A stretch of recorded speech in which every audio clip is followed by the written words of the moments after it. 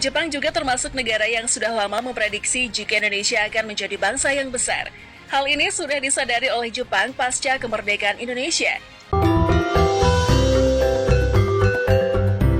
Ojo lali disubrek yo.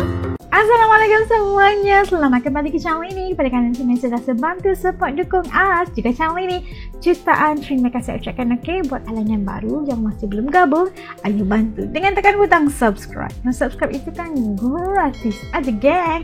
Okeylah, seperti biasa sebelum As mula, As ingin mendoakan buat sesiapa saja yang tengok, yang tonton video As kali ini agar dikurniakan limpahan rezeki yang luar biasa yang tidak akan pernah putus-putusnya, dipermudahkan segala urusan, dipelihara kesihatan, dan buat saudara kita di Palestina, semoga Allah sentiasa mengirimkan pertolongan dari segenap sisi dan arah, insyaAllah. Amin, amin ya rabbal alamin. Okeylah, hari ini As nak react satu lagi video daripada channel Beritahu. Jangan lupa untuk bantu subscribe channel ini, tanda dukungan kita. Okey, kali ini kita ingin melihat Indonesia katanya akan menjadi negara adidaya. Okey, deretan negara yang memprediksi Indonesia akan berubah status menjadi sebuah negara maju. Okey, jom kita ikut As react untuk cari tahu apakah pengisiannya. Yuk. Okey, dah siap semuanya. Yuk kita mula. Bismillah. Negara Indonesia kini semakin lama nampak semakin maju di segala bidang, baik ekonomi, militer, teknologi, transportasi, infrastruktur, olahraga, dan masih banyak lagi yang lainnya. Nah, hal ini dianggap dunia sebagai era kebangkitan Indonesia. Namun, banyak juga negara rival dan sahabat yang mengamati secara mendalam kemajuan yang kita alami. Negara-negara tersebut tahu persis bahwa Indonesia sedang berusaha keras untuk merebut kejayaannya untuk menjadi negara besar. Tidak jarang mereka lebih mengetahui dari kebanyakan orang kita sendiri. Dari kacamata mereka, negara kita jauh lebih meyakinkan daripada negaranya. Nah, berikut ini negara yang sudah tahu jika Indonesia terus melewati tahap kemajuan demi kemajuan.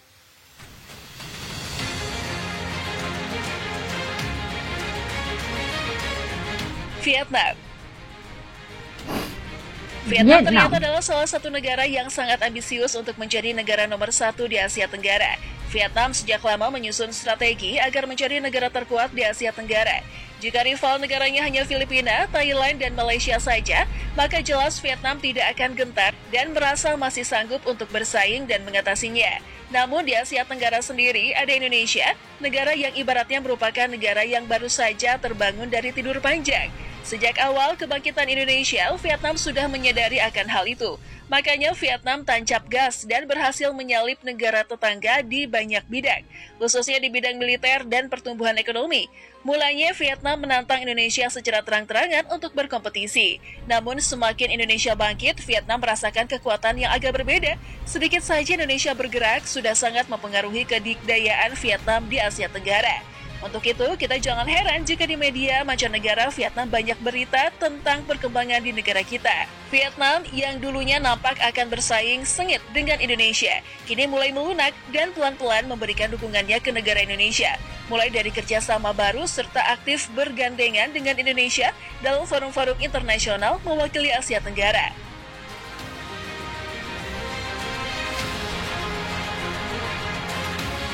China. Negara adidaya yang satu ini juga mulai menampakkan ketertarikannya kepada Indonesia dalam dekade terakhir ini. Itu terlihat dari kerjasama Indonesia dan Cina yang semakin intens di banyak bidang. Negara tirai bambu ini juga menyadari kebangkitan Indonesia, di mana Cina beberapa dekade lalu juga mengalaminya, dari negara miskin berubah menjadi negara yang superpower. Berbeda dengan negara barat yang selalu menghalangi, Cina justru mendukung percepatan pembangunan Indonesia. Ada kemungkinan Cina mempersiapkan Indonesia sebagai mitra yang handal untuk berbagai kepentingan di masa depan. Dengan adanya negara kuat seperti Indonesia yang menjadi mitra bagi Cina, maka semakin menumbuhkan kepercayaan diri untuk mengimbangi, bahkan mengalahkan hegemoni negara-negara barat, khususnya Amerika.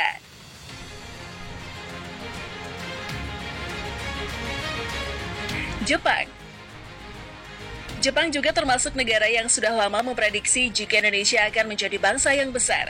Hal ini sudah disadari oleh Jepang pasca kemerdekaan Indonesia. Di masa itu, ketika Indonesia mendapat kesempatan menjadi tuan rumah perhelatan ASEAN Games keempat pada tahun 1979. Bahkan Jepang menyebut bangsa Indonesia sebagai bangsa gila, dikarenakan kecepatan Indonesia mempersiapkan semua infrastruktur yang dibutuhkan dengan waktu yang relatif singkat, di luar batas kewajaran. Pada masa ini, di era sekarang, Jepang kembali sadar akan bangkitnya raksasa dari selatan bernama Indonesia.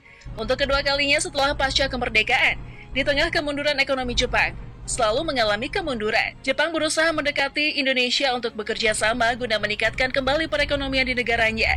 Tetapi Indonesia sekarang sangat jeli dan cerdas dalam bermitra. Dengan tidak menjadikan Jepang sebagai mitra utama, Indonesia lebih mengincar negara besar dengan potensi ekonomi yang kuat, memiliki teknologi mutakhir guna mengamankan dan memperkokoh posisi Indonesia di masa depan sebagai bangsa yang memiliki pengaruh. Setelah terjajah, terbitlah kerjasama.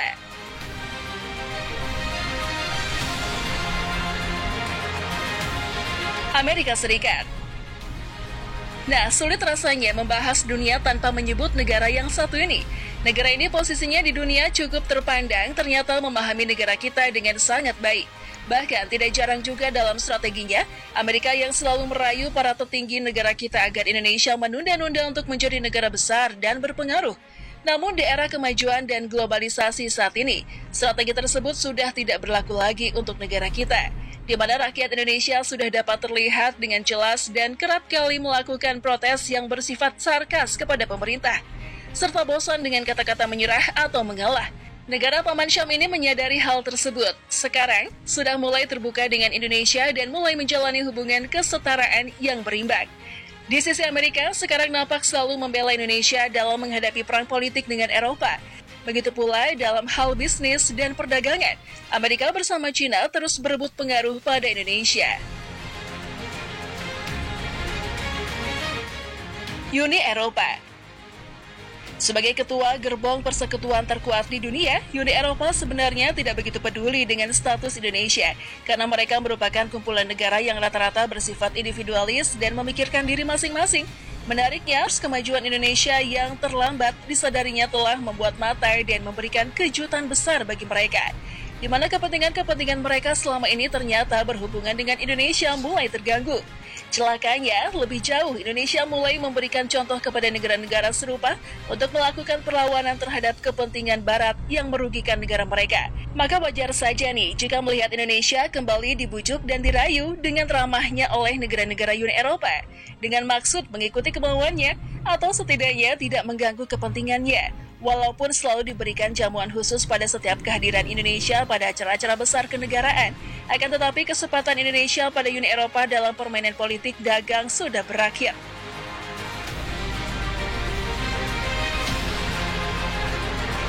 Menariknya nih, Indonesia mulai menekankan bahwa Indonesia bukan lagi negara yang bisa diatur, hanya karena Indonesia dikenal dengan sifatnya yang canggung pada negara lain.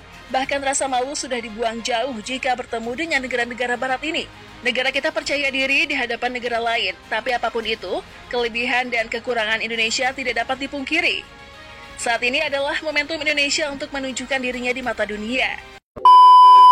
Dan tadi dapat saksikan bagaimana Indonesia telah dijangka akan menjadi sebuah negara adidaya dan berubah status menjadi sebuah negara maju. Dan kita melihat bagaimana Indonesia ini telah memacu ekonomi lebih pantas daripada yang sepatutnya.